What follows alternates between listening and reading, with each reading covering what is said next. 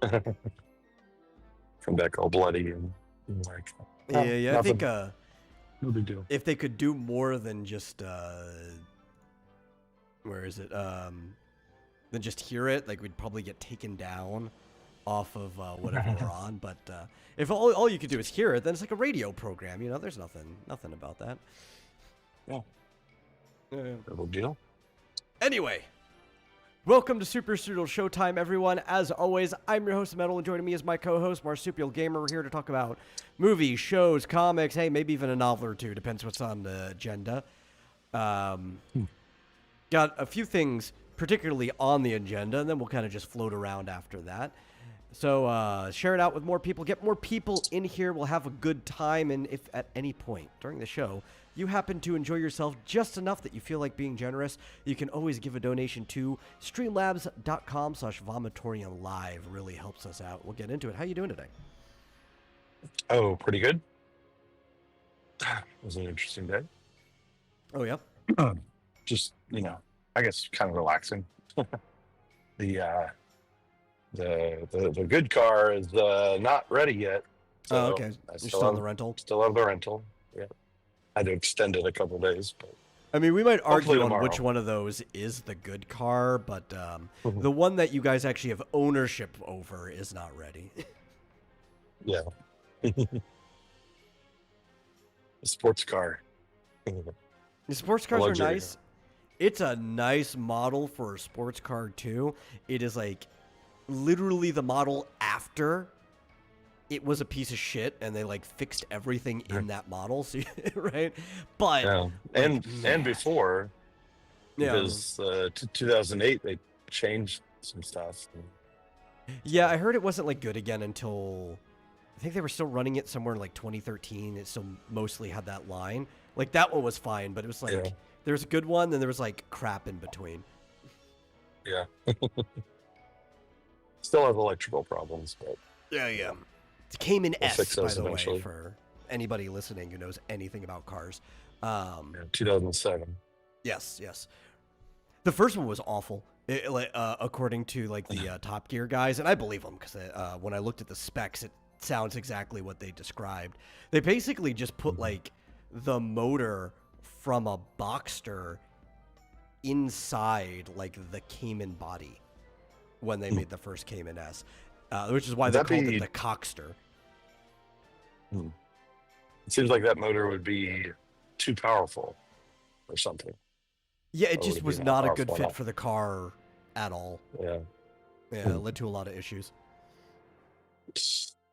Yeah. Well, yeah, I've heard 2006 and 7 are the good ones at least. I don't know about 2005.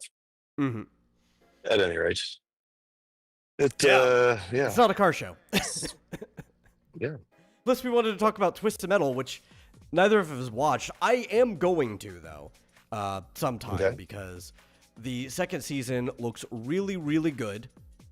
It looks like exactly what I want from a Twisted Metal series, but I will watch the first season if I get to it. I've just kind of been pushing it off because, like, I even heard the first season was good from people I trust. It's just that initial trailer pushed me off of it for so long. Yeah, I was never really into the game, except I knew about the clown guy and yeah.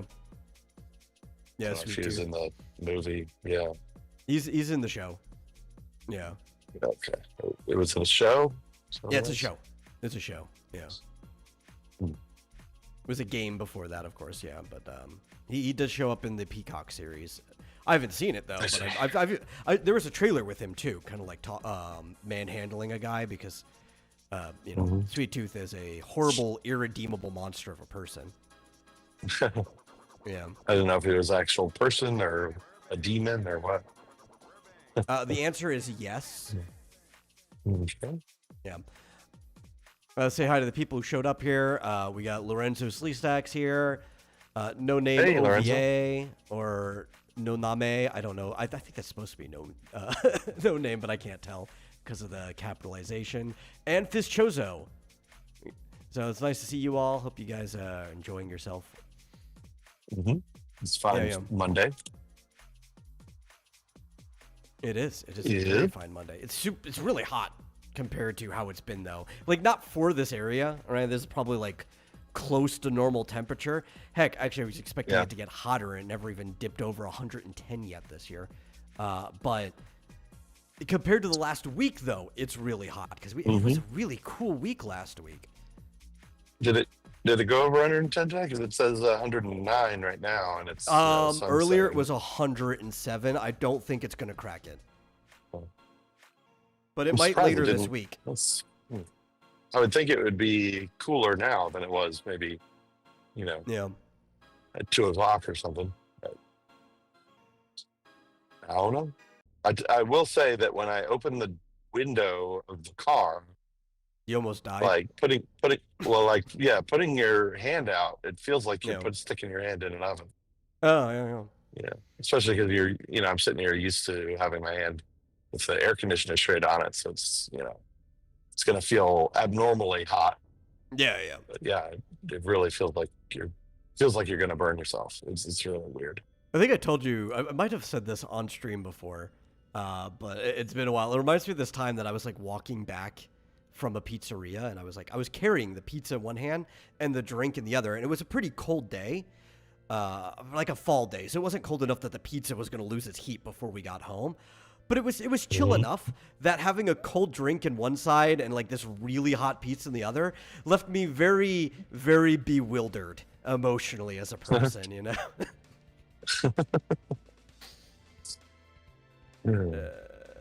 Yeah. Well, I could probably use a cold drink by the time we get home. Well, actually, I've got a Gatorade right here, so I'm pretty good. But anyway, we definitely have excellent AC here in Phoenix. Yeah. But I was going to say, Phoenix normally I have the AC off all day, except today, even putting it up to the normal temperature up until like a little bit before showtime, I think it was still running because it was so hot. It's like even set to 80, I think it was still running. Yeah, I forgot to turn it up before I left. I was thinking about it. Not that it would have made a difference, but Yeah. yep. Can't wait to see our electric bill. That'll be fun. Oh, I think it'll probably be okay enough though. Like I've been switching it up every single day, especially while you were gone. I think the only times I didn't was like over the weekend while you were actually here. And so it probably won't be that bad with how cool it's Well, been. I changed the bill date to coincide with one of my paychecks, and so it's going to end up being basically a month and a half bill. So yeah, it's going to be probably well over $500. Yeah, it's gonna be bad no matter what. Yeah, but yeah, we do got stuff to talk about. There's some news, but I don't think we actually need to occupy our time with like news or anything too much. Maybe we can even leave some of that later because I think one of them's a trailer, and we might wait till you get into the building for that. So that might be towards the end of the show. But we also watched at least one thing together. I think we're always watching stuff, but one thing that was new is Happy Gilmore 2 came out on Friday. And yeah, I don't know how I want to describe my feelings toward that. I liked it. I think you liked it too, right? Yeah, I get a lot. I'd say more than the average number of chuckles out of it. Yeah. There are some funny parts. I think it seemed to get mixed reviews. Some people said, "Well, I didn't really like it, but it did get a few chuckles here." Yeah. For me, it got more than a few. Yes, definitely more than a few. I was actually laughing quite a bit during it, but I happen to like Adam Sandler's humor and that whole like, Happy Madison Company and stuff. Like I've watched a ton of them, even the bad ones. Like I still end up watching, and I was gonna say I was pleasantly surprised by it, but I don't think that would be an accurate statement because I wasn't exactly surprised. Because the trailer kind of put me into the right mood. I'm like, yeah, this is more or less what I thought it was going to be from the trailer. So, yeah, I wasn't disappointed, at least. No, definitely not. I'd say I was maybe pleasantly surprised.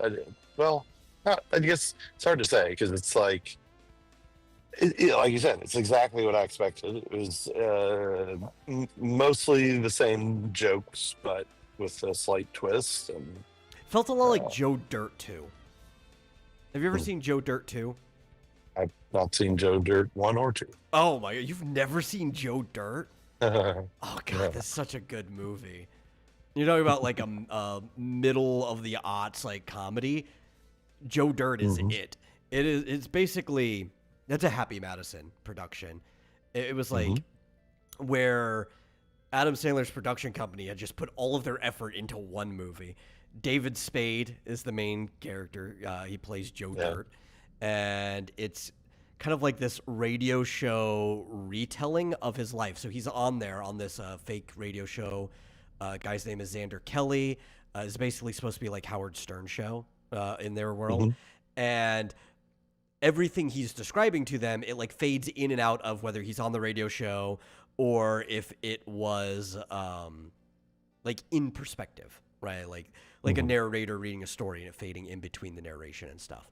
A great movie. This shows us the Joe Dirt sequel was awful. Some people are going to say that. And I'm not going to actually disagree with them when they say that.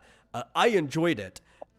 I think even comparing Happy Gilmore 2 to Joe Dirt 2, Happy Gilmore 2 is a much, much better movie in every way. But there are aspects of the tone and feeling of Joe Dirt 2 that I'm comparing them to. But Joe Dirt 2 was kind of a fever dream, actually, more than anything, where it was like a Wizard of Oz story. Joe Dirt fell like unconscious or whatever, or he basically almost died. It was almost like an isekai in a way. But in his actual world, it's a time travel isekai, and he basically has to go back, and it's also like It's a Wonderful Life, right? Where he gets to go and see how the world is different without him or whatever, and he's trying to basically undo his wish, right? Where he was like, it's actually very, very much like It's a Wonderful Life, but funny. It's a Wonderful Life was never intended to really be funny outside of like a few comedic relief scenes. If you find it funny, there's probably something wrong with you. But the main thing was it was retelling a lot of the same jokes in a new way, is what Joe Dirt 2 did. And Happy Gilmore 2 did a lot of that too. I'm surprised at that because obviously it came out fairly shortly after the first one, right? What, Joe Dirt 2? No. Years? Yeah. It's like a decade afterwards. Oh, well, okay. But this was it's a very 30 similar years. type of movie, though. That's all. Yeah. Usually when sequels are closer together, closer to when the first one came out, like they can go in a completely different direction. Yeah. Maybe some of the jokes are similar, but I think like they can be very different from the first one. Kind of like Bill and Ted's Excellent Adventure versus Goes to Hell. Is that the second one? Bogus Journey. Bogus Journey, right? With very different movies. But even talk about one that was way later. They didn't recycle a lot of the same jokes in Face the Music. You know, I think there was like one or two callbacks, especially when they saw death again. But aside from that, like it was mostly new jokes. But a situation like this, where it's like 30 years later, they've not had any sequels. I would expect that it would just be like almost like a retelling of the first one, but like, in the form of a sequel. It's about as big of a difference between Bogus Journey and Face the Music, right? Yeah, that one's a little bit different. Because they kind of had, well, how many, was there a third one, or was that the third one? That Face the Music is the third one. Okay. Yeah, but they also had like, I think 5 or 6 different scripts for Face the Music before it was called Face the Music. And this is why all 3 of these movies are kind of similar and different at the same time. Like they're all good comparisons for each other. Joe Dirt 2 They wanted to do Joe Dirt 2, like, shortly after Joe Dirt, and it just never got off the ground. Due to differences in life and stuff, like even David Spade didn't have time to do it back then. So it's like that one, it was one of those things where it's like they promised the fans and they just never got around to it. And then it was Crackle, I believe, is the online streaming service Crackle that paid for Joe Dirt 2 to be made. Right. And then this one, Face the Music, was another one where that they were trying to get that off the ground for a really long time, obviously even longer, but they had ideas of what they wanted to do. I don't think with Joe Dirt 2, they actually had an idea of what they wanted to do, and I think that's almost the same with this one for a while, because Happy Gilmore 2 wasn't one that anybody asked for a really long time. It was one where, like, I think almost a decade ago, Sandler kind of floated around the idea of doing one, and then we just didn't hear about it for almost another decade later. And then it kind of came back out. And I'm sure some of these ideas probably existed more than the year before they started filming, but most of it probably existed the year they started filming. Yeah, I mean, I think it was just, okay, we're just kind of doing the same movie, but like everybody's older and slightly different characters, and I don't know. It's just it's not really complaining about it, because I like the first one, but it's like it felt like okay, let's do like 50% the same stuff over again, and then 50% new stuff.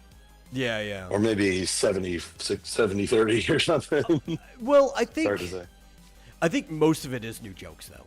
I do, right? I think there are definitely very strong callbacks, right, that they were doing. But I think even a lot of the callbacks were just there to set up a new joke.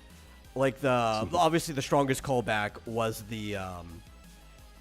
two strongest callbacks. There was the Welcome to My World, or You're in My World Now, right, with Ben Stiller's character, which I even said while we were watching it, that's such a weird callback to make. Is that only for us in the audience? Because Happy wasn't there when he said that. So, well, he didn't. They didn't imply that he recognized that phrase. It was weird, right? Because there was like a weird, like, hollow flashback floating over it right before he said it. So it's like, that has to be for the audience. You just decided to frame it in a weird way. Yeah. Well, I mean, who knows? Grandma might have told him exactly what happened. Word for word. Finally got out of that. First thing he said to me, "Welcome to my world." Who knows? Maybe. But, and obviously there was also the eat pieces of shit for breakfast was another very strong callback, but that was in the trailer, so like everybody knew that was but it was funny when it happened. It was like, they got right back into the shit talking. Although I guess it wasn't too much of a surprise to me, spoiler alert, I guess, that Shooter McGavin was not really going to be the antagonist. I mean, they grew up and kind of got over it, and he ends up helping him basically. So or at least trying to. But I think that wasn't a spoiler to anyone though, because that was in the press release before the trailer came was out. It? Yeah. They said that they were going to end up having to work together, and that he was going to have to do some like mentorship stuff. So, I don't really. That's only a spoiler if you're like, I don't know, maybe a very, very normal person who just doesn't spend time on the internet, doesn't look into things, happens to flip on Netflix and like, oh, I liked Happy Gilmore. I didn't know they made a sequel. Then to that person, it'd probably be a shock. But then everything in the movie is a shock, right? They didn't even see the trailer. Yeah. All right, let me switch over to the other computer. Yeah. I'll be right back. You chopped me in half. No. There we go. I'll sit like this for like a second until he jumps back in here. And yeah. Let's see. Fiziosa says, I never saw the original Joe Dirt. Well, I still wouldn't complain with saying that the sequel was awful. That's a valid opinion to have based on what the sequel was. But it does make your opinion a little less of concern having not seen the original. Still valid. Yeah. But, yeah.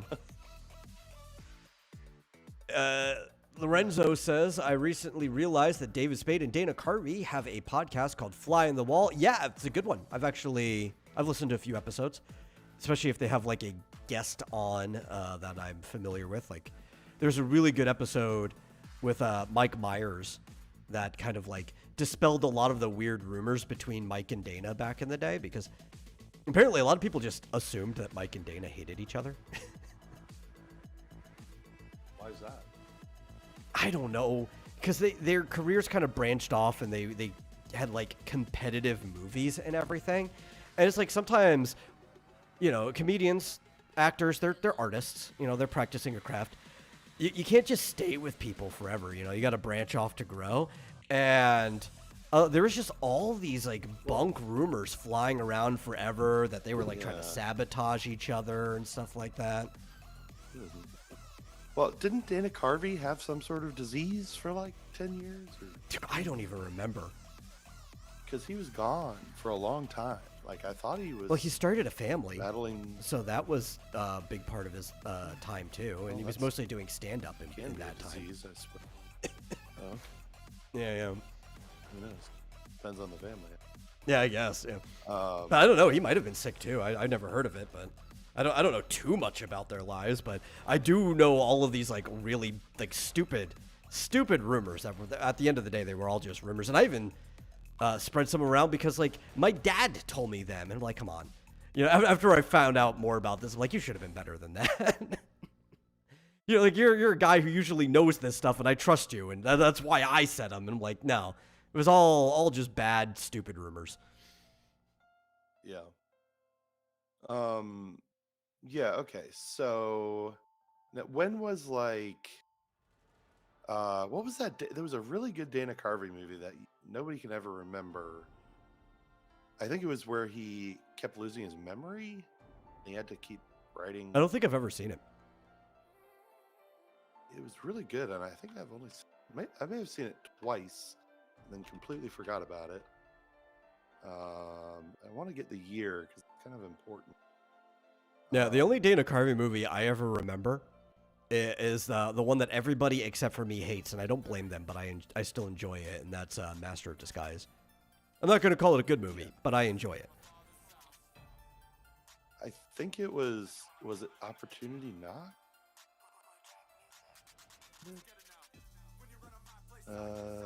No. I'm trying to get the timing correct here. Oh, Clean Slate. That makes Clean Slate? Yeah, I've never seen it. Yeah, 1994. Oh, it's great. It's a great movie, and he keeps waking up every day. He loses his memory. He has no idea who he is. He just keep writing himself messages, and I think he's either a detective or he's just trying to figure out some sort of mystery or crime. And then that was 94. And then when was the Master? Was it like what, 2002? Okay. All right. Yeah. Okay, that makes sense. All right. So between those two, what happened was in '98 he had double bypass heart surgery.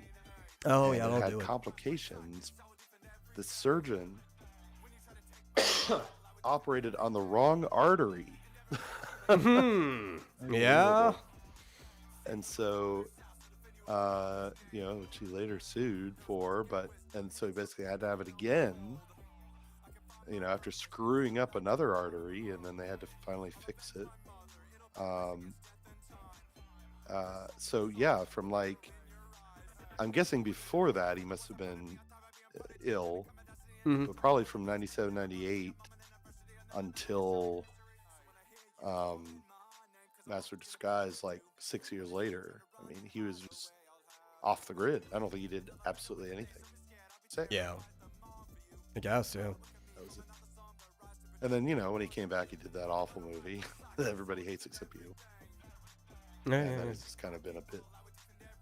And you know, the people, I don't know why they hate it so much. I can understand just like not caring about it, because it wasn't that bad of a movie. It's like mid, right? So either you're gonna enjoy it or not. But it's like, it was like an excuse to do impressions. It's pretty much the whole thing. It was like, I'm gonna take a stand-up routine and turn it into a movie, and it's fine. It's fine to not like it either. But it's like, some people have like a weird, irrational disgust towards that movie. Yeah.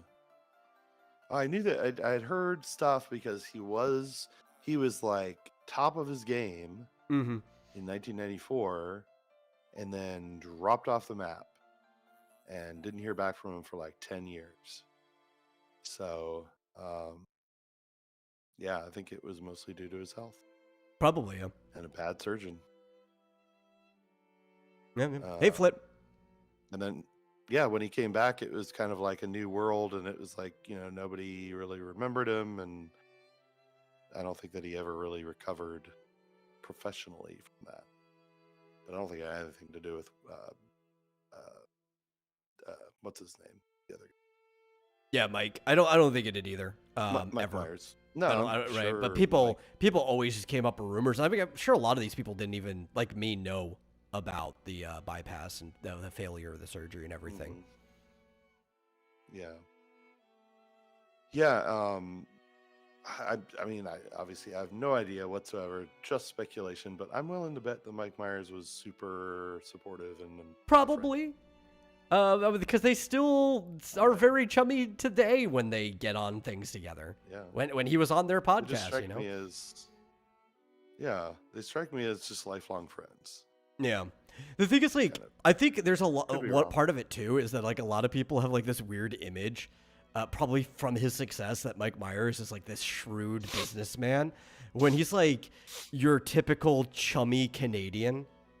You know, it's like really apologetic when you talk to him in person and stuff like that. Well, he's Canadian, and so yeah, I'm sure he's very nice.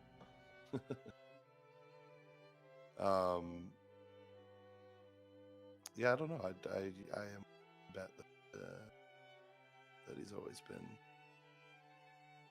pretty. I'm sure they've been friends as much as. As any colleague or whatever, you know. Yeah, where, you know, I'm sure they weren't like best friends. Well, a lot of these guys actually are but a lot closer than most actors and colleagues are, because a lot of them, you know, they were stuck there in the writer's pit in SNL, you know, together, and a lot of them, like, you do hear stories, they went out hanging out with each other, drinking and stuff like that, and but like I feel like his comedy, the problem is his comedy is really centered around the early, like late 80s to you know, mid 90s. Yeah, it was just, I mean, he was on top of the world, but then like when he came back, it was like the whole world changed, and I don't know that it translated quite as well. Yeah, it's like, you know, he could do the most amazing impression of George Bush and you know, Ross Perot, but like, who even remembers them? So. I mean, his impressions are definitely better than just that, though, right? Did you see his stand-up, which was like I've not recently. Oh, it was God, maybe it was 5 years ago now or whatever. But he did one for Netflix, like one of those Netflix stand-up specials, and it was like, I'm trying to remember the name. It was like white male 30 or whatever. It was like his descriptors, like blank period, right? That was just the name of it. And it was just like him being kind of like a Gen Xer and everything and talking about it. But he did a bunch of impressions and stuff during it. Some older, some newer. And I think, I don't think it's necessarily his comedy that's the problem, though, right? It's, I think. Well, it was the environment in which he came back in general, right? Like people just weren't really looking for impressionists at all at that time. Yeah.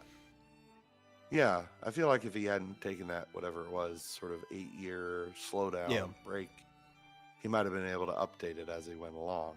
See what worked better, which I feel like he sort of has since then. Like he's done a lot of voiceover work.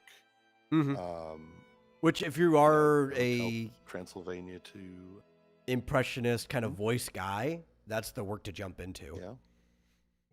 Yeah. Secret Life of Pets and stuff like that. But I like the. Why are we talking about him again? Yeah, because Lorenzo brought up the podcast, which I'm sure actually Adam Sandler was probably on Fly on the Wall very recently to talk about Happy Gilmore 2.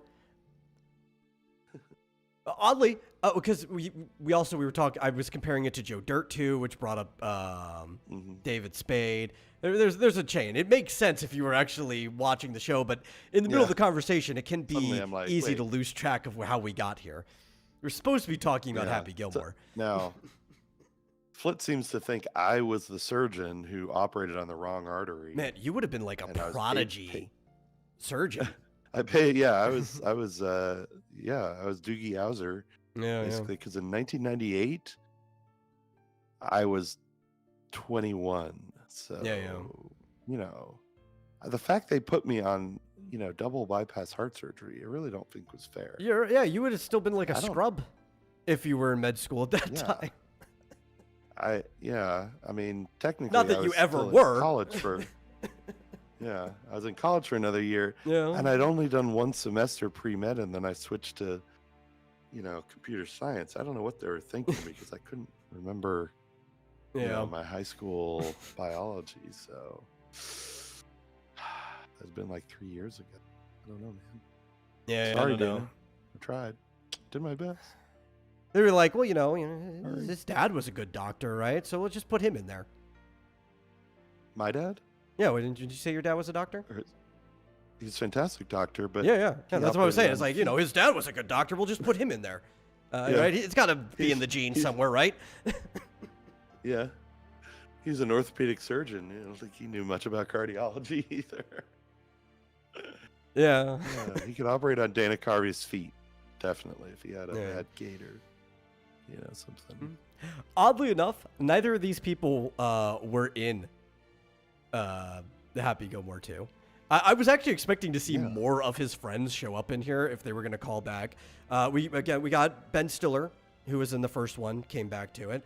Rob Schneider, who was not in the first one, did show up in the Waterboy. He was playing his Waterboy character. Yes, like a mix of it. It was like his Waterboy character, but also he was like the replacement for the dwarf on the tricycle from the original Happy Place. Wait, really? Yeah. Is that him? No, well, he wasn't the dwarf on the tricycle, but he replaced the dwarf on the tricycle. But I mean, there was another guy on a tricycle. Was that Danny? Was that? Yeah, that's when he turned his face and he said, "You can do it," because he had to come up with like a new. No, that was Rob Schneider. Oh, right. Yeah. Is Kevin James in it? I didn't recognize him if he was. No. Not unless he's lost a lot of weight and doesn't look anything like himself. I didn't see him anywhere. Flit says I'm a Nepo baby. Now, that doesn't mean that I went into the same job, right? It just means that my parents were rich. Is that what that? I guess. I mean, technically, Nepo baby means you got whatever position you did out of nepotism. So, just being rich isn't that necessarily. Unless I will say you got into the college you got into because like you have a family history with that college. I did not. Okay, then no. In fact, my first choice at the time, which in retrospect, the college I went to, I'm sure I enjoyed way more than I would have. But my father and 2 of my 3 sisters went to Harvard, and I applied and did not get in. Yeah. See, not a Nepo baby. And I was, raised Jewish. What the hell? This was like in 1995. You'd think I was a shoo-in, but no. But I think in this scenario, he's calling you a Nepo baby because the scenario we painted, you got your botched surgery job because your dad was a doctor. Right. That had nothing to do with the bypass surgery anyway. It's like, how did a foot doctor get you into that position? Yeah. Well, I ended up at Vanderbilt University purely on merit because nobody in my family even knew anything about Vanderbilt. It was a complete mystery. And then after I went, both my parents just became super ultra Vandy fans of not just the sports, but they just loved the school. I did too. It was like, oh my God, this school is so fantastic. And I'm sure I was much happier in Nashville, Tennessee than I would have been in Cambridge, Massachusetts. Yeah. So, not to mention, I wasn't, at the time, Vanderbilt was normal, so I wasn't brainwashed to being, into becoming a Democrat. Yeah, well, I mean, even back when... all of the top prestige schools and the Ivy Leagues and everything, it took a while for that stuff to get there. They had to push their way in through the state universities first. Oh, but it was there at Harvard even in 1994. Oh, they'd already made it to Harvard by then? Oh, yeah. I mean, by the time my sisters graduated, which was earlier than that, which was actually 6 and 8 years earlier, they were brainwashed by Harvard, I'm pretty sure. That makes sense. So. I just didn't know it was that early. Because, they started, what we call the Long March to the institution, somewhere in the 70s is when they started infecting colleges. It just took, a long time for it to hit everywhere. Oh, yeah. But the Northeast and California were, I think, the first ones to fall. Harvard's been terrible for 30 years. Decades. Yeah. Of course, we're getting to the point that we could say everything's been horrible for decades. Yeah, I mean, I'm embarrassed about Vanderbilt of the things I've heard from them for the last 15, 20 years. So, yeah. But they were decent. They were good when I went. Yeah. I actually had a very conservative, of course, economics professor, and even a seemingly at least reasonable. He actually didn't give away his politics, but a reasonable anthropology professor. I remember, and they generally were not preachy. I even took a economics in the environment class, which of course was about environmentalism, but it was reasonable, normal environmentalism. Yeah, pollution. Wasn't the reasons why preachy at all. Dump sludge in a river. What's that? Happy Gilmore too. Yeah. It's actually one of the good things about it too. So I did have like we said, there was almost none of his friends were brought into it who weren't already in it or kind of just almost established into the world of it, because a lot of his older movies take place in the same world. Little Nicky established that because Chubbs was in heaven in Little Nicky, which also Rob Schneider's Waterboy character also appeared in Little Nicky, connecting all of these movies together. So anybody who wasn't already kind of in the ecosystem, he didn't bring in. But they did manage to bring in a lot of golfers that weren't in the original movie. Even more golfer cameos, which I liked. I liked that they involved more golfers. Heck, John Daly, for some reason, is living at his house with him, which was a really funny bit throughout the entire movie. Yeah. Well, that's the thing is there were a bunch of Adam Sandler buddies and the kind of actors that you would expect, but the golf cameos, I'm sure there were dozens that neither of us even realized. Oh yeah.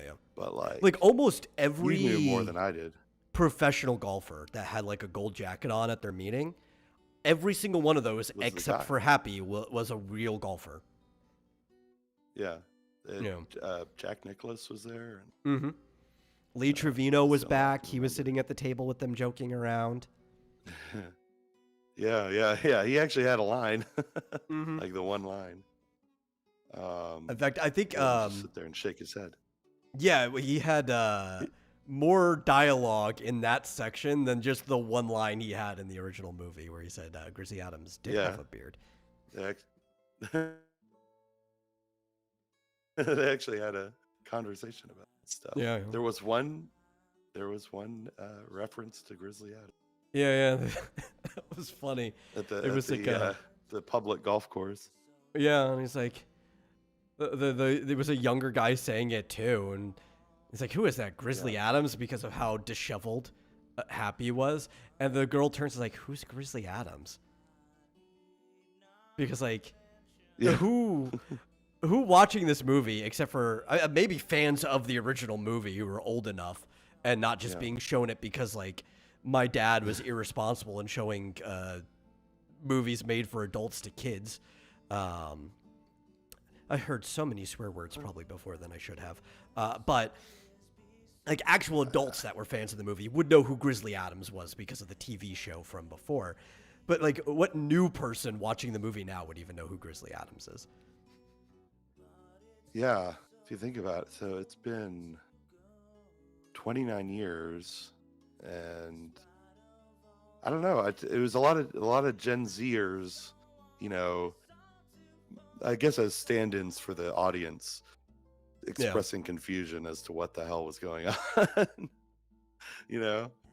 Especially that one scene where he was golfing with those four people. Yeah, which there was a bunch of cameos that caught me by surprise, or actually not even cameos. In a lot of cases, they are just actors playing a role in the movie, and they're not cameoing as themselves or anything. Yeah. But Eric Andre was on one of the 3 golfers that he was paired up with while he was trying to get the rust out of him. Mm-hmm. Who else? The Haley Joel Osment one caught me by whiplash when I saw him standing there. I was like, why is Haley Joel Osment doing here? He's been in a lot of stuff recently. So he has too, and it still catches me by whiplash every time I see him. Man, he got chubby. Oh yeah. But he also lost weight at the same time since the last time I saw him. Yeah. He's looking. He's been bouncing. Yeah. He did great too. I'm looking at the cast list on Google, and it doesn't even do it justice because it doesn't list half of the cameos. Mm-hmm. Even. But Robert Smigel was in there, sort of not exactly well, I mean, it was obviously the same guy, but instead of an IRS agent, he was the lawyer. He was the lawyer, yeah. It's I got tired of people hating me and throwing me through doors. It's so you became a lawyer. Yeah. Okay. Yeah. I think one of my favorite ones was I can't remember his last name, but Will, his caddy from the original, who was an up and coming golfer at the time. They basically retroactively made him himself. Right? It's oh no, your caddy was this professional golfer, and he played himself in this movie. And then he started strangling his caddy. Yeah, now he gets it.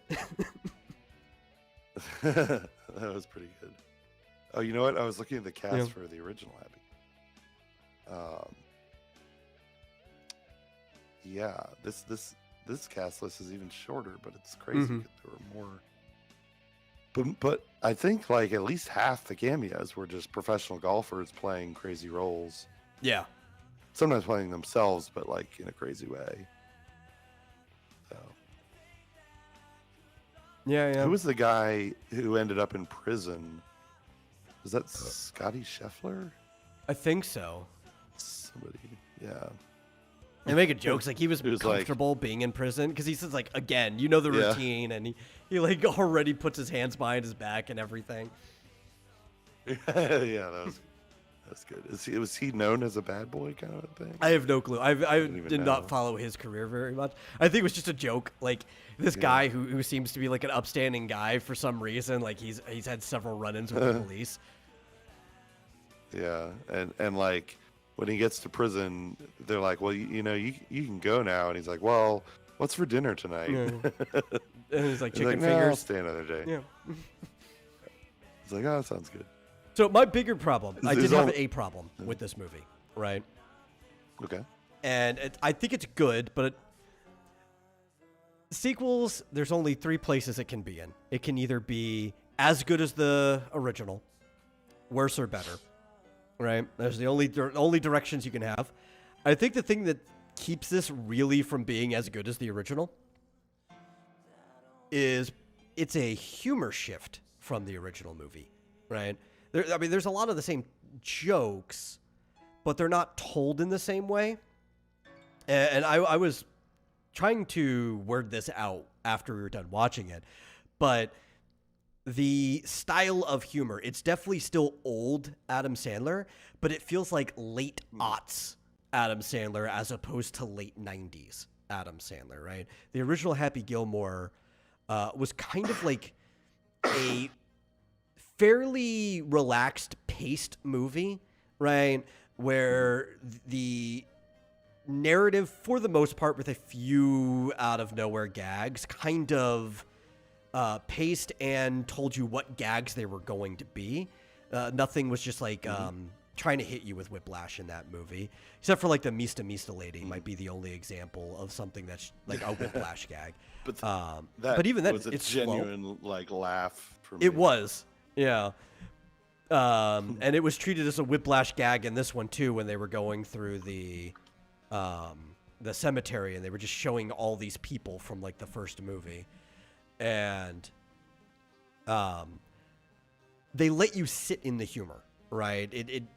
It was less like ADHD in the original movie because they were playing it off like how comedies were in that time, like Tommy Boy, or even from like almost a whole decade before that, Trading Places, right? This, though, the pacing is closer to, and even like how wild and outlandish the world they live in is closer to like Little Nicky or Don't Mess with the Zohan, right? Especially when we get to what was that MX golf or whatever, the new golf that they have to beat them in. It's like all over the place. It very much feels like Don't Mess with the Zohan there, which is not bad. I like both of those movies. Little Nicky, I think, might even be Adam Sandler's magnum opus if it's not Waterboy. It's like one of those two, and they sit on those two different sides of how he does his humor. It's just, I was hoping the humor would be more in line with how it was done in the original Happy Gilmore because it's a sequel to Happy Gilmore, and I didn't quite get that. Sometimes it was there. Yeah. I mean, it was just different. Yeah. It's just, it was, as much as they kind of reprised some specific jokes, it was a very different story. Mm-hmm. And in some places it was a little dark. I mean, the whole alcoholism thing was pretty rough, I thought. It played off as a joke, but it was like, wow, this guy's fucked up. Yeah. Happy Gilmore being the guy. Oh yeah, with like everything that he owns different. is a secret beer bottle. Yeah. Yeah. Or some sort of alcohol. Yeah. Yeah, like he even unscrews a golf ball at one point. Yeah. Yeah. It was it was an original movie. Flint asked if it was more like a real movie or more like nostalgia bait. Yes. Yeah. It's a little kind of of both. Yeah. Like it is definitely a real movie. It's an original movie. Right? It does have a narrative, it does have a plot. There are stakes involved. But it does feel like a lot of even the callback humor is it taking shots at itself. Not necessarily in a bad way, but it almost has like that parody vibe to it in certain moments because it's taking shots at itself. The original Happy Gilmore is a comedy, but it feels like it exists in a world that's kind of stable, right? Like, there aren't many people who don't have names if you address them directly. Like, even Mr. Larson has a name. But in this one, you have Mr. Larson's son, who is like a direct shot joke at Mr. Larson, right? And that's a lot of the movie. The whole like cemetery scene is that type of joke, where it's like we're directly taking shots at the original movie. They're lobs, you know, they're like done with like the pitching web, but they're still taking shots. And it's not a bad thing. It's just, it does put it in a different realm of humor than the original movie was in. Yeah. I asked ChatGPT to like list out all of the cameos. Yeah. And it says there were like 50, close to 50 like celebrity appearances, which is insane. Oh, yeah. One of them was Blake Clark played I told you. Fran, reprised from The Waterboy. Yeah. So apparently, Who you was remember that? he was the assistant coach in Waterboy, right? He's like, oh, right? Yeah. And so he that's right. was always on Hard Times. He reprised himself in Joe Dirt as well as that role. And he was the old man on the beach. I pointed out that Blake Clark was the old man on the beach. Blake Clark's one of my favorite actors. And you would see him pop up in all kinds of stuff, but specifically in Happy Madison things too. He also played Sean Hunter's dad in Boy Meets World. Okay. Yeah. Who was that guy that was like that had the crossed eyes? Who I think was he a cop? Oh, I can never remember his name. He's one of in this one he was the guy at the mental ward, like the dude who was like who let Shooter out, right? And he's one of the regulars to the Happy Madison stuff, right? He was in Little Nicky. He's always in that stuff, you know. I think he was in Waterboy as well. He was like one of the other people on the team. Yeah. Jonathan Logren. Mm-hmm. Crazy I just never orderly remember his name. Who releases Shooter. Yeah, I never even knew his name. Yeah, he was in Little Nicky, Big Daddy, The Waterboy, and Grown Ups 2. Yep. All playing the same character, actually, in all of those. Yeah, a lot of times when one of his buddies showed up, which for years I didn't realize that he was supposed to be the same character in Little Nicky, because like he's running around as like this Satan worshiper burnout guy. I was like, oh, this guy's literally just going through different phases of his life, right? That's what he's supposed to be doing. But yeah, no, he's great. I love it every time he pops up because he's crazy. Oh my gosh! Did you realize do you know who played the son of the heckler, the guy who ended up in the water with all those alligators all around him? I didn't pay attention to who was actually playing him because he had like this wig and weird mustache on and everything. Yeah, you're not gonna believe this. That was Eminem. Oh, okay. I could see that. Yeah, that's Eminem. That was crazy. I didn't recognize him at all. Marshall Mathers. Oh wow. But yeah, like there's obviously a bunch of actors, who you'd expect to be in it, but then Bad Bunny was his caddy. Do you know who that guy is? I recognize his face. Yeah, isn't he like a Oscar, like a rapper or whatever? I think. I guess so. Yeah. Post Malone, you recognize right away. Yeah. I saw that like one DJ of the Omar Gosh. One of the lady of the rival team was played by Becky Lynch, the wrestler. Okay. Yeah, there we go. Becky Lynch. Okay, yeah. Only reason I recognize her is because there was a WWE crossover with the King of Fighters All-Stars Gotcha game back in the day, and I ended up pulling Becky Lynch, because like, if there's a crossover, I'm at least gonna pull the babes, right? So like, I know her by name and what she looks like purely because of that crossover. Yeah, I'd almost recommend seeing the movie just to like try and pick out all the cameos. Yeah, like a game. Yeah, Kid Cutie, I guess was a Cuddy? FBI agent cameo. Kid Cuddy. I think. Yeah. Guy Fieri was an obvious. Yeah, that was easy. It's easy to spot Guido. Yeah. Yeah, he was in the whole like last quarter of the movie. He doesn't have the cross tips anymore. His entire hair is white.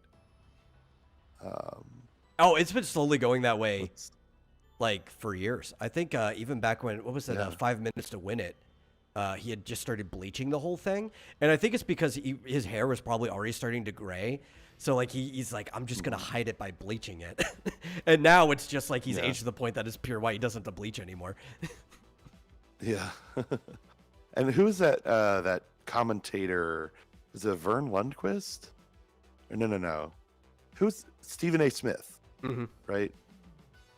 Who's like, I think he should be killed or something. Yeah. He is basically playing himself. That was pretty funny. But yeah, I actually would highly recommend people watch this. Maybe not even specifically if you liked the original Happy Gilmore, but if you just like Adam Sandler humor in general, which means you probably like Happy Gilmore. It's just like, you'll enjoy it if you like Adam Sandler movies. Mm-hmm. Yeah. Let me turn on I can't do it. Anyway, I was going to turn on my camera. His wife and like both of his daughters have roles in his whole movie. family. Yeah. Yeah. One of his daughters plays his daughter. Yeah. The ballet girl. His older daughter played the girl in the Alcoholics Anonymous with him. Yeah, basically his sponsor, seemingly. Mm-hmm. You said his wife was the dance ballet instructor. teacher? Yeah. The dance instructor? Okay. Yeah, it's very unfortunately, recognizable you said face. that. Yeah. Unfortunately, I think you said that like right after her final appearance. Yeah. Yeah, I was like, oh man, I want to see what she looks like again. I couldn't remember. Yeah, I think like I don't know if she was in anything with him earlier than the one I know, but one of the earliest roles where they played together, and I think this might have been before they were married. Maybe I don't actually remember, but it was 8 Crazy Nights. She played Jennifer, the actual opposite, the leading lady of the movie. Okay, but that was animated. Yeah, that was animated. But all the characters outside of like the various characters that both Adam and Rob played, all right, they played so many characters you can't have all of them look like the person acting it. Almost everybody else, if they only played a single character, it was kind of designed to look like them a bit. Yeah. Yeah. I will say Shooter McGavin, or who I Chris McDonald prefer to call Goose McKenzie, from Grease, I believe, looked 30 years, and he was already what would you say he was in the original movie, like 40? Maybe, I don't know. What's his real name? It's Chris McDonald, right? Christopher McDonald. Yeah.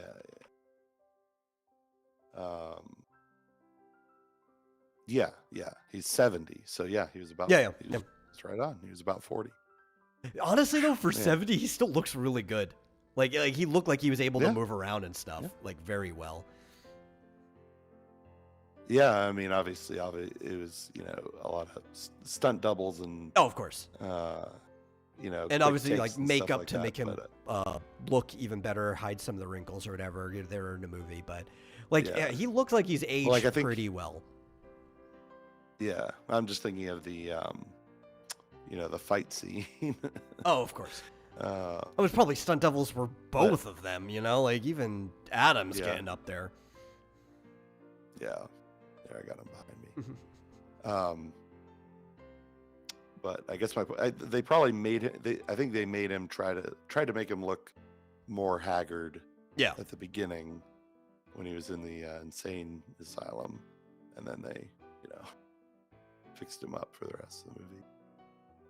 But last time I saw him in something before this was the Bad Man sketches, like the college humor, right? And it's the Scarecrow, and one of like Batman's fears was that like Chris McDonald would never be recognized as anything but Shooter McGavin. I think he was just afraid of Chris McDonald. There's something. Well, he said that, but then like he was giving him a lot of respect. Like, oh, it's the only thing anybody knows you. And he's like, well, thank you for actually recognizing me from other roles. So it seemed more like his fear was that like nobody else would recognize him as anything but Shooter McGavin. Yeah. Which this movie's not helping. Yeah, really. But yeah, there were. I mean, it's listing like 15 or 20 different pro golfers. Yeah. Rory McIlroy, Scotty Scheffler. Mm-hmm. I don't know who these people are. Justin Thomas. Jack Nicklaus was there. Lee Trevino. Nancy Lopez. Fred Couples, I really liked Faldo. Jack Nicklaus's joke. Was great, right? Where they ask, hey, what do you need? And he's like, yeah, I want half lemonade and half iced tea. And he's like, Arnold Palmer's like, no, Jack Nicklaus, but I get that all the time. Yeah. It's really, I wonder if he actually had used that joke in real life. He's like, hey, can we work this into the movie? Because that sounds like a golfer's joke. Yeah. Yeah, and athletes, Travis Kelce, Reggie Bush, Becky Lynch, Nikki Garcia, Sean Avery, so many, crazy. And Julie Bowen's looking pretty good, but it looks like she had some work done. Yeah, she's kind of a cameo. Is she? In this movie?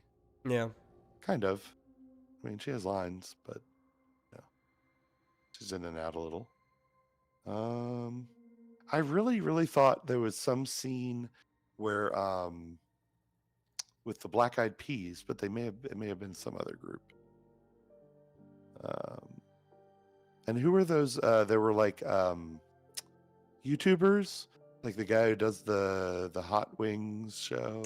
Oh yeah, the Hot Ones from First We Feast. I can't remember his name, but they actually did do a Hot Ones interview because the thing is, there's this other guy who is trying to build up this whole like organization, this competitors, like golf is old, we're gonna have new golf, it's gonna be extreme, it's gonna be hot, it's gonna be fast paced.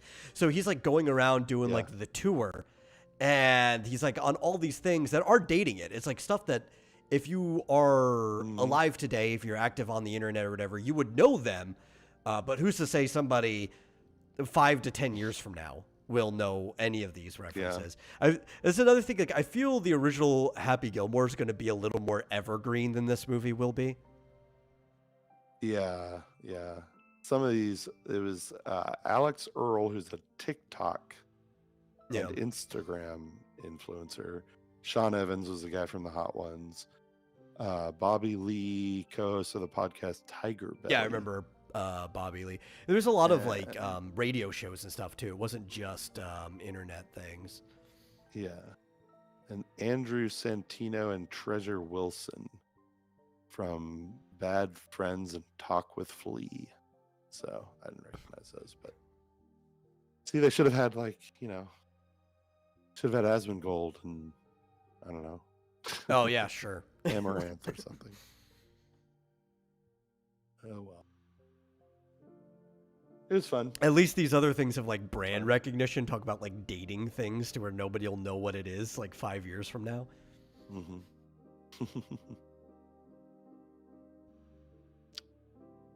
Oh, hey Tim.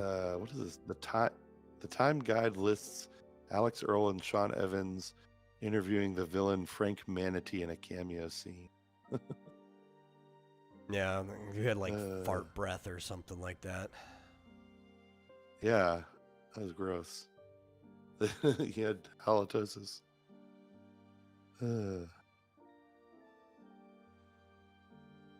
That's yeah. I thought it was just fun, like picking people out and being like, I know that guy from somewhere. But yeah, I'd say it was more of a almost more, well, except for the ending, but it was almost more realistic a movie kind of than the original. What do you mean? Except for the last part went crazy. I don't know, it just it felt less realistic he's to me. He's kind of a normal, really? Yeah. He's just kind of a normal guy, although his family was insane, but are we still talking about Happy Gilmore? Yeah, this is the Happy Gilmore episode. I hope you know that. Even if we talk about something else, it's the Happy Gilmore episode. Yeah. We were excited to see it. We were like waiting all week. Also, it's like maybe we would have been done if we didn't start going over like all the cameos that were in it, which, you know, it's part of the fun. It's like you should find it yourself. We shouldn't point them all out to you. Yeah. Yeah. I was just fascinated by it. Yeah. Yeah, I think there was like a trailer like for you were something loving I wanted to watch. What was I loving? Okay. I felt like I was saying you were loving the Stephen A. Smith scenes. Oh yeah, for sure, absolutely. Because he was like over the top, just absolutely despising Happy Gilmore. Yeah. But in general, I think I was just loving it altogether. You know, I'll probably go back and rewatch it soon. Yeah. But yeah, there's a trailer for something awful, or I would say awful. It's something that's definitely overrated. I did not even watch the sequel, but we could watch the trailer for this. It dropped for Avatar: Fire and Ash, right? So the third Avatar movie. You didn't watch Way of the Water either, did you? Oh, yes, I did. Oh, you did? Oh, okay. I've not seen it. I think I've seen. Not all, really? Wow, yeah. Nope. I think I've seen it twice. Wow. Or at least once, maybe just once. I think the problem was I thought the original was overrated. Yeah. Well, the thing is, the original was definitely a movie theater experience. And it was kind of like a tech demo, too. Yeah. It was meant to be seen in, digital, how humongous screen, just quality was unbelievable. Which is how I saw it. We watched it in like IMAX theater when it was brand new, and even afterwards I thought it was overrated. Like, it's a beautiful movie, but even a lot of the stuff that they were putting to be beautiful, I could have cut like most of it out and the movie would have been better, right? It's like it's a 3-hour movie with an hour and a half worth of actual movie in it. And even then, it's just space dances with wolves. Yeah, but I will say, especially compared to modern movies, I mean, it had a beginning, middle, and end, and a lot of the middle could have been cut out, but they had it. Maybe. I mean, I don't know. I liked the beginning where he was talking about how he didn't know what the hell he was doing, and it was just like, I lost my legs. What the hell else am I gonna do? My problem isn't any of that. All of that's good. My problem is when they waste so much time in the movie not doing anything, right? Because there's a lot of the movie. You go back and rewatch it. Training. No. I'm talking. Even aside from that, you can cut out like 30 minutes of just like scenic environment where there's nothing going on but the camera showing you the environment in that movie. It's scattered, but you can, if you clipped it, you can cut out like half an hour of that just alone. Probably. Because they wanted to show off this world that they made. Yeah. But no, I mean, I thought it was nicely interspersed. I mean, you could say the same about Lord of the Rings. There's so much walking. They did cut out a lot honestly. People rave about the extended editions, and they're good. But honestly, I think the theatrical cuts still beat the extended editions, because even the stuff that gets added back in it aren't even the things that I wanted to be added into the movies anyway. You're like, oh yeah, we're going to add like a total of 3 extra hours between the 3 films of view time, so it takes you all day to watch it. And we didn't even add Tom Bombadil to it or anything like that. Like, no, I'm sorry. I'll just stick with the theatrical cuts. They're perfect runtime. Hey, he's in the Ring of Power or something, isn't he? Season 2. Oh yeah, sure. Yeah, that's gonna get me to watch Ring of Power. All right, so yeah, the second one, was just, but I liked the first one. So let's watch the trailer. Yeah, we can watch it. Yeah, when you said Avatar, I thought you meant The Last Airbender. Damn it. No, but it is also getting like a follow-up. Oh, let me. I forgot to put us onto full screen. Let me get this. Okay. Yeah, it's getting a follow-up. There's just no trailers or anything about that yet. All right. You ready? Mm-hmm. There were a lot of naked blue people. A lot of naked blue people. The other thing about this series that gets me is like, why did it take so fucking long to make the sequel? Right? Like, they were going to do this every other year after the first one came out. Is like, was it the whole point of pre-rendering and making this entire world so that you could like make them faster? How did it take you a decade before the second one came out? Yeah, that was weird. I don't know what happened there. James Cameron get distracted or something? I guess. That somebody finally let him make Alita Battle Angel. So they're bringing back the young, what's her name? I don't remember any of their names. Yeah. I just know the people are called the Na'vi, and that's it. Yeah. Well, I mean, the actress, from Aliens.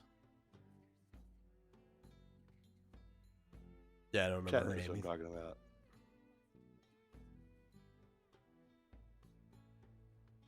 Talking about like and they the brought back actress, or like who from Aliens? Well, yeah, Sigourney Weaver, the main actress, Sigourney Weaver. Yeah. Okay. They brought back the daughter of Sigourney Weaver that made no sense. The Immaculate Conception. Yeah. That's what I was wondering. It was like, it had to be somebody else who was in the movie, right? Because like, there's no way he'd forget Sigourney Weaver's name. Yeah. No, see, you didn't see the second one because this girl is the daughter of Sigourney Weaver's character. And yeah, I remember. Well, Sigourney Weaver being in the first one. Became pregnant, but I didn't know that. Yeah, but she died, but then had a baby after dying. It was weird. And she looked just like her. That's her. Flit says lots of naked blue people. Perhaps I judged you too harshly, Avatar.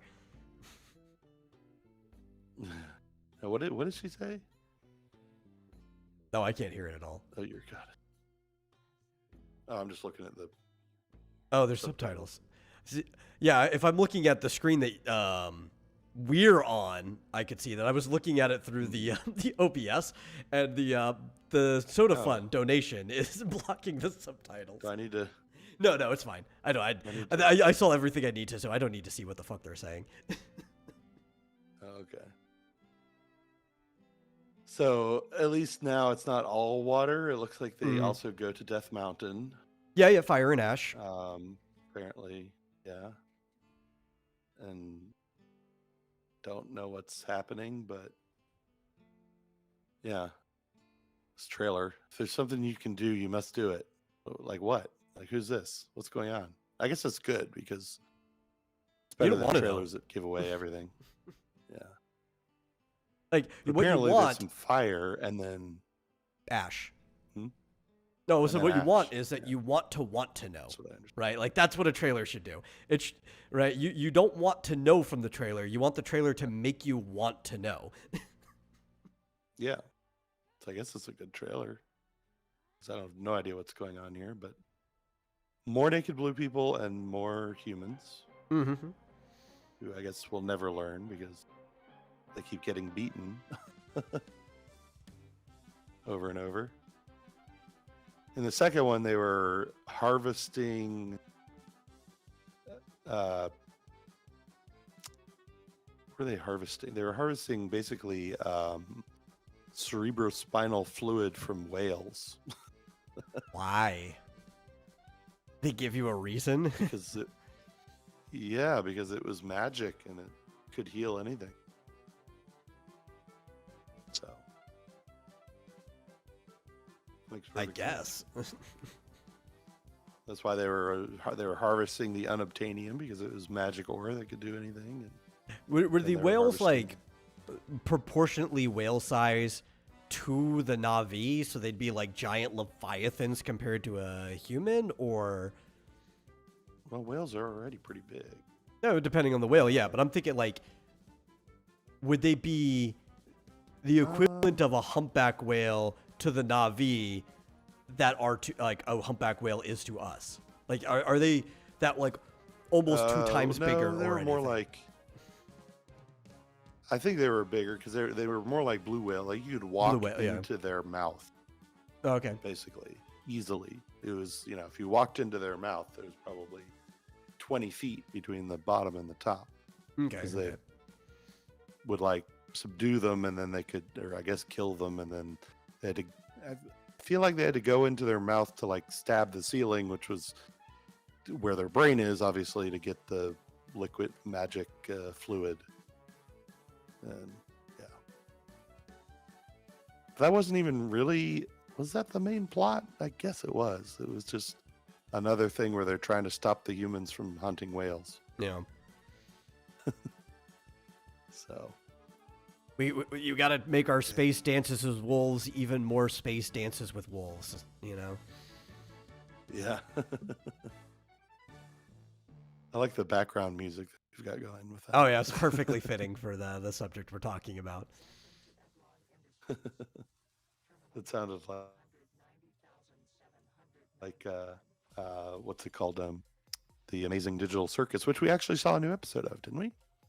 Oh god, like weeks ago, I think. I don't know how long, but I think we talked about it. Did we talk about that? I don't know. I watched something. Watch it again and talk about it again. New today, to me at least. It's only a few weeks old, but that's because there's like I think 3 episodes out already. But I was watching City, the animation, which is an animated adaptation of the manga City, which is kind of like a slice of life kind of. I think a lot of it's just for coma, but it's like a gag manga about life in a city. It's kind of aimed more towards like the Kodomo age bracket, like younger children. But it's crazy. It's all over the place. And despite the fact that like I can tell that basically everything I'm looking at is just made of 3D models, the way they artistically flatten it, and even a lot of like the interesting things they do with this, it's actually, I find the animation itself very appealing and very interesting, and they're doing a lot of like experimental things with trying to make this look 2D, and I was enjoying it. I was enjoying the gags. I only saw a single episode. There's like 2 more I could watch, but I like stupidly decided to watch it like half an hour before the show, so it's like I couldn't watch any more than that. But City's pretty good. It's called City the animation. Yes. The anime. It looks weird. It looks it looks very colorful. It's very, very colorful, very cartoony. Mm-hmm. Lots of little kids. Mm-hmm. Are they? And it jumps around between different people. In a box, or is it? No, that I think that's just the anything. Just the like the promo designs and stuff like that. No. Like it literally, it's just life in this city. Almost everything's a non sequitur. It just jumps around and it shows you like a bunch of different people's like lives. So sometimes an episode, at least from the one I've seen, might have multiple through lines. So like this episode started off talking about this big concrete pole or something akin to a stone pillar that exists in the past, and a bird wasn't looking where it was going. It was like a kami or whatever, like this great, colorful, beautiful bird who crashes into this pillar, beak first, gets stuck, and slowly turns to stone itself. Kami? Yeah, well, it's like like a deity, right? A spirit, nature spirit. Oh. Yeah. And like this bird that became stone that was stuck in this pillar, it's got like this perfect bird shape to it, has been used for many things throughout the ages. It's been worshipped. It's been used as a drying rack and blah, blah, blah. The city was founded around this, and nobody even remembers it, and that has absolutely nothing to do with the story we're watching today. It's like even the beginning is like a non sequitur. And then it just like throws you to this cafe. But then after you were done dealing with like these siblings in the morning, it jumps to a school with a different group of people that are doing something. Then we jump back to the cafe, and then there's people doing this on the other side of town. Yeah. Kami, kami, not like communist kami. Yeah, Flit knows his commies. Yeah. But it just jumps around. It's funny. It's gags. I enjoy it. I'll probably watch more. I'd show the trailer, but I feel like it would give people like seizures. It's like all over how the colorful place. it is. Yeah, it's very saturated. Yeah, and just like jumping around from thing to thing. I have to say, you know, no matter what, the animation is 10,000 times better than any of this bean mouth, Caltech, CalArts, not Caltech. CalArts bullshit, or Caltech. I don't know what they're doing. They're probably working on batteries.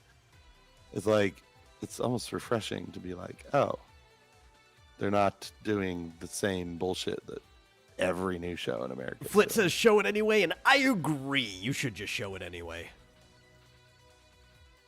All right. Listen, we're basically like a radio show anyway, right? So like if you won't be able to see the subtitles, but that's fine. You just need to see the animation. If you have problem with seizures or whatever, you really should just only be listening to the show, regardless. You know? Yeah, probably. Because we're constantly flashing lights and stuff. All right. And I don't even need to ask if you're ready because it's just like random. Fine, yeah. This is like actually like standard it starts out art style for a lot of like Kodomo stuff. Yeah. I like it. Yeah. It seems normal to me now.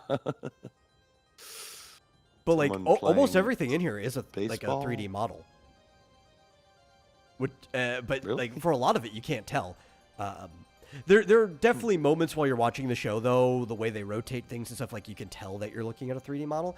But it's so like artistically, stylistically done that it's like, okay, cool, yeah, you can use 3D models for stuff like this. You just got to make it look good, right? Yeah. Or just show it for very brief instance, apparently, and maybe just in the trailer. Or like they do a lot of good flattening. So like they use shaders to make it look like there is no shader there. Like even all of the clouds in the sky are basically just 3D models of clouds in the sky that only have a stroke around it, and they're like pure white. Yeah. You just get rid of all depth and let size tell your depth. I never even. How did you find this? Was this? Oh, I heard about it saw a new show, weeks ago, or and I just didn't you get heard around about it to before? watching it.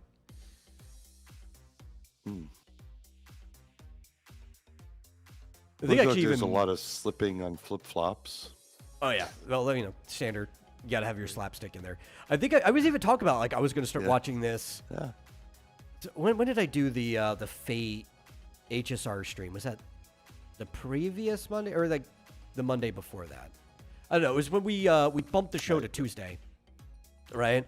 And I was saying like, yeah, I'm probably gonna start watching City soon while we were just talking about stuff on there. And I just hadn't gotten around until literally today to watch it. It's crazy. Is that girl the main character? I think I can't even tell if that's a girl. It's definitely voiced by a girl in the dub, but like I couldn't tell if that was a guy or a girl watching. I think it's supposed to be a guy. That's a girl. What? That one? That person? Yeah, I don't know. It's definitely very close to a girl in her apartment. Okay. I mean, I guess I shouldn't say because it's I have to watch a little bit more to be able to tell, you know. I mean, like it could just be a tomboyish girl, but it was just really hard for me to tell from the first episode alone. Okay. Yeah. I mean, she's got a ponytail. I don't know. Oh yeah. Okay. Guys wear ponytails too when they have long hair. Guys have long hair? Yeah. Crazy talk. I think it's a girl. I've watched enough anime to know. Maybe. I forget. There was some. There was like a game or something. And you kept saying like, "Oh, that's a girl." I'm like, "No, that's a guy." Like, because I knew the thing, and you didn't. It's like, no, that's a guy. It's like, what? No. It's like, no, that's a guy. I think it was Genshin, maybe. Maybe. Where I was like, that is clearly a girl, and it's like, wait, is it? I don't know. There was something. I can't remember what it was, but I remember talking specifically about this. Yes, I remember too. It might have been. For all I know, it might have been Inuyasha. Character in Inuyasha.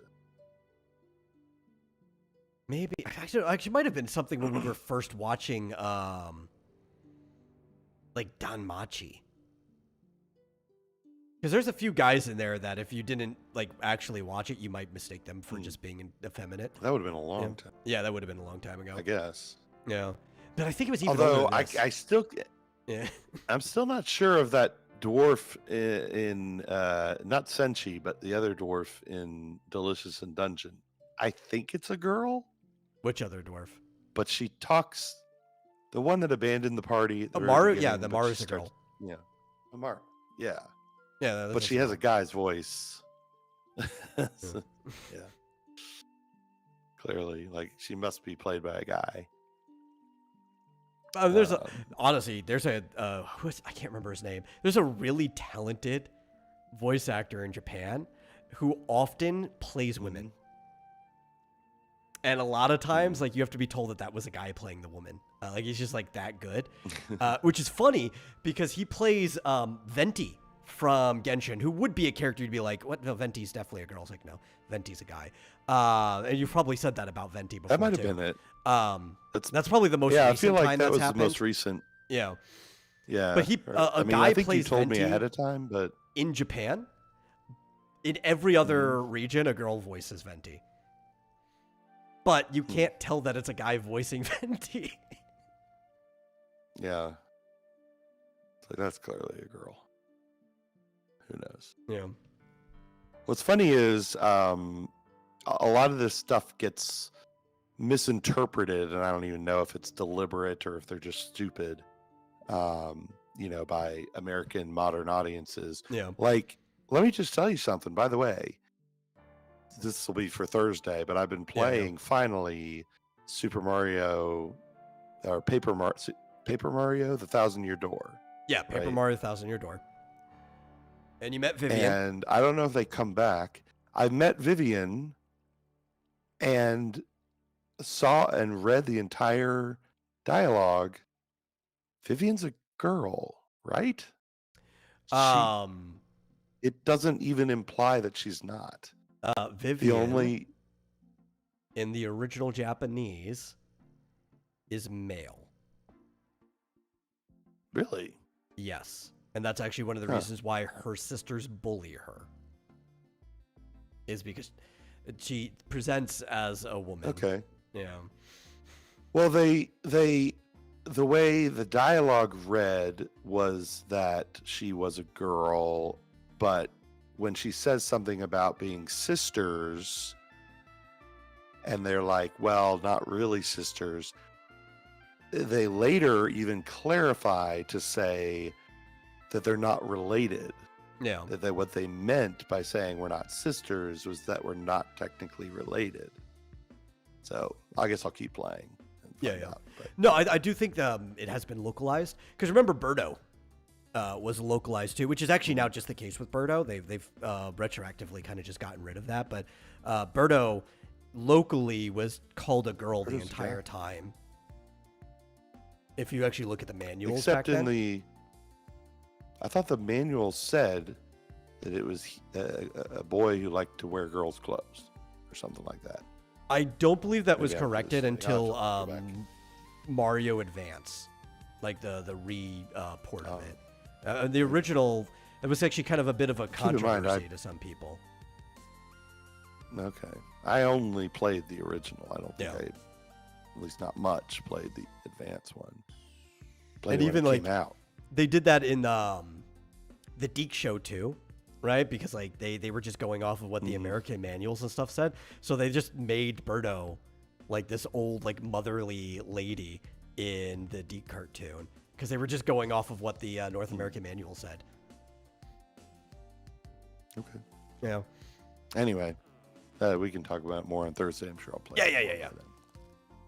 Well, you know, I got it because wound it back into something related to a show. Yeah. I got it because the apparently the voucher things are being discontinued, and the ones that you already have, well, we already knew that, but they eventually expire. Yeah. And I had an extra voucher that's basically expiring in like 3 months, and I was like, well, I better use it on something. So I got paid $1,000 Year Door. It's pretty good. Fizz, that game didn't even come out in the 90s. The game came out in the 80s.